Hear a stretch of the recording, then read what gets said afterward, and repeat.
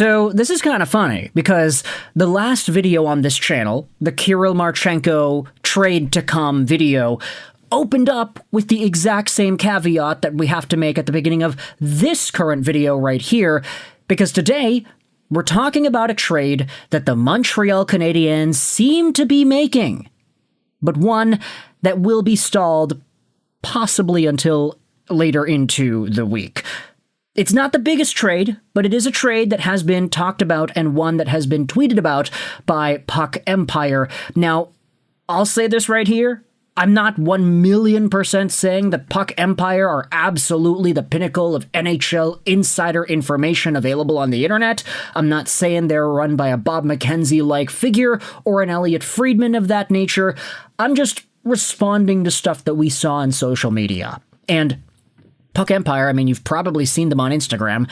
They've got 200,000 followers. They have a lot of good quality content that they make, just giving updates around the NHL and various hockey leagues and whatnot. So it's not the craziest idea that somebody in the know of something maybe does connect with these guys and potentially give some info. It's possible.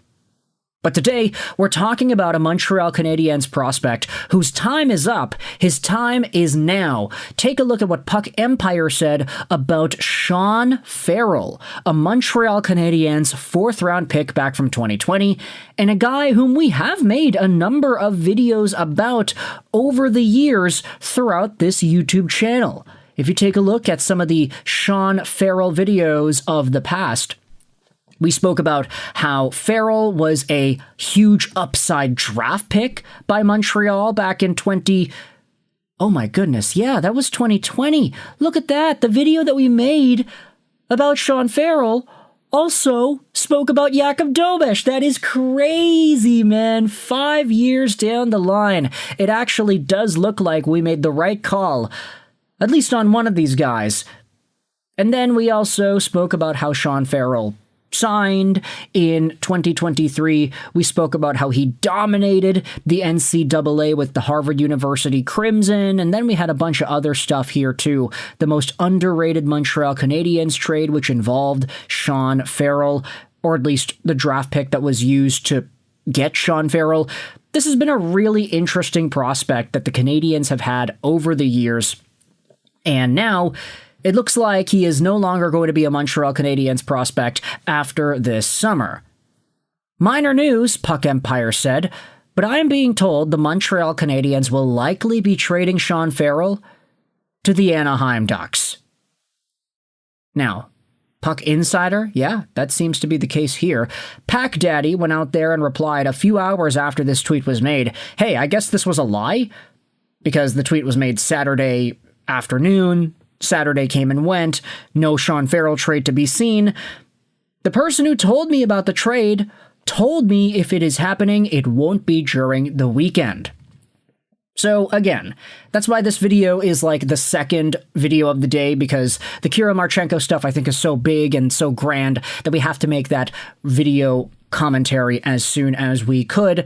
But this Sean Farrell idea, the fact that it's of I don't want to call him a mid prospect, but he is kind of mid these days, and it's on a timeline projected to being later in the week if it does go down, probably makes this trade not as important, or at least the trade rumor discussion side of it not as important as the Marchenko conversation. Either way, let's stop dilly-dallying around the bush and actually start talking about Sean Farrell. He's 24 years old, 5'10", 174, a left-handed center left wing, drafted, as we said, by Montreal, 124th overall in 2020.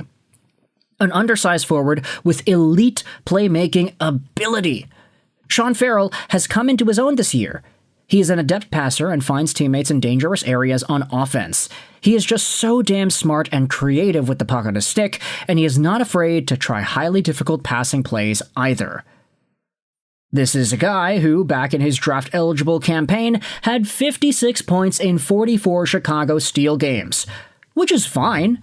It's good. And the fact that he was like 5'9" back in the day as well also contributed to him slipping to the 124th overall spot, despite this very good point production. That production took an even bigger stage the season after, where after Farrell was drafted by Montreal, he posted up 101 points in 53 USHL games with that same Chicago Steel team. If I recall correctly, was he not playing with, like, Owen Power or whatever it was? Oh man, look at this team. Holy, what a stacked team this was. Oh my gosh, Adam Fantilli, Mackie Samoskevich, Josh Doan, Matt Coronado, Sean Farrell. Okay, Owen Power was the year before because he played his draft-eligible season in Michigan. Yeah, there you go. Sean Farrell, Coronado, Owen Power, Sam Colangelo was there as well, Ryan Ufko, Jack Harvey, and Victor Osman. Huh. What a great alumni group of Chicago Steel players. Either way, Sean Farrell was so good, he was the #1 point producer by a long shot in the USHL that season. In fact, the top 4 guys in USHL points were all from the Chicago Steel. So I guess that really goes to show you just how strong of a team that was. And the fact that Farrell was leading the charge was a really good sign. It's why we made those videos, talking about how, this guy, he's so good, he's so amazing, he's so productive. And he took that production into the NCAA. He spent 2 years with the Harvard University Crimson, had 28 points in 24 games as a freshman. That's great. Then was over a point per game for Team USA at the Olympics. Yeah, that's right. Sean Farrell, a 2022, no NHL tournament-led USA Olympian. And then Farrell exploded the season after with 53 points in 34 Harvard games as a sophomore. Now, it should be noted that Ivy League schools, the production isn't really the same when you compare it to Hockey East or the Big Ten. By matter of fact of just how these teams are assembled, the Ivy League schools don't necessarily have the strongest competition compared to the other leagues. So Sean Farrell, even though he was a very highly productive player, there was always that little caveat. It's like, yeah, he's scored 53 points in 34 games in the NCAA, but he plays for Harvard. Like, if he did this on the Michigan Wolverines, that would be a lot more impressive. Just a little caveat there, and it is something that we did bring up back in the day when he was signed and when he was going out there and producing all these points and what have you. But Sean Farrell then played his Montreal Canadiens debut at the end of that 2023 season. He had a goal, which is awesome. He had his one and only NHL point, but he was never able to break out past the Laval Rocket in the years to come. 28 points, 44 points, 53 points. Yeah, he's a productive AHL player, but on a team like the Montreal Canadiens, where he's 24 years old, he is still kind of undersized, and he hasn't really broken through that door, I think it's very safe to say that Farrell could be in need of a change of scenery, so seeing him get sent over to apparently the Anaheim Ducks, that is going to be quite intriguing in my mind here. Now, I do wonder whether or not Farrell fits the bill as to what Anaheim is really looking for here. If you're looking for high upside skill, playmaking, and passing, then yeah, Farrell could be your guy. But he's only 5'10", 174. Pat Verbeek likes his big boys, does he not? We've understood this over the years, that Verbeek has a very specific appetite for players that he acquires on his Anaheim Ducks team. Sean Farrell doesn't really fit that mold.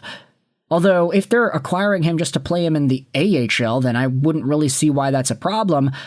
But that would be a lateral move, would it not be? Either way, maybe this isn't really for the sake of the player or for the sake of the Anaheim Ducks. Maybe the Montreal Canadiens are just making space in their roster for Kirill Marchenko. It all comes full circle after all, doesn't it, my friends?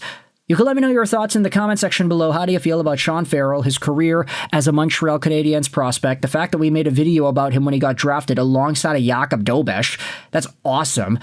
And do you think this is going to actually help Farrell in his career heading into the long term if he does get sent over to Anaheim? We'll make another video about the actual trade if it goes down sometime after this video gets public on YouTube. But for now, let me know your thoughts in the comment section below. I hope you enjoyed this video. And bye.